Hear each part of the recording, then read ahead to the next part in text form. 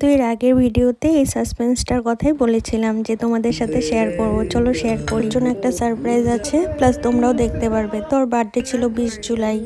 আর যখন বানিয়েছিলাম কেক নিজের হাতে তখন কিন্তু এতটা খারাপ হয়নি। আবার কেন বার্থডে বলেই নাকি কেকটা কিন্তু অতটা মানে পাফি টাইপ হয়নি, ফুলেনি।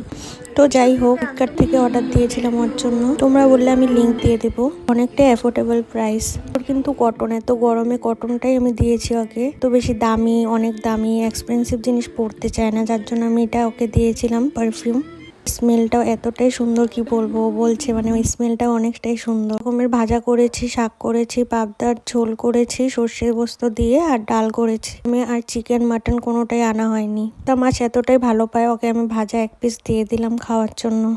খুশি হয়ে গেল। রাইস দিয়ে দিলাম। ফ্রাইড রাইস বানাবো না, রাইস বানাবো। খুব পাবদার তেল ঝালটাও কিন্তু হয়ে যাবে। এক্সপার্টও আছে, তোমরা যদি দেখতে চাও অবশ্যই কমেন্ট করো। ওর ডিশটা এখন আমি বেড়ে দিলাম কাঁসার থালা। এটা আমাদের বিয়ের থালা কিন্তু।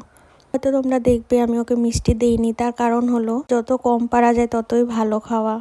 ওগুলো বলে অনেকটাই ভালো হয়েছে। যাই হোক, ওর ভালো লেগেছে, আমারও অনেকটাই ভালো লাগলো। টাটা।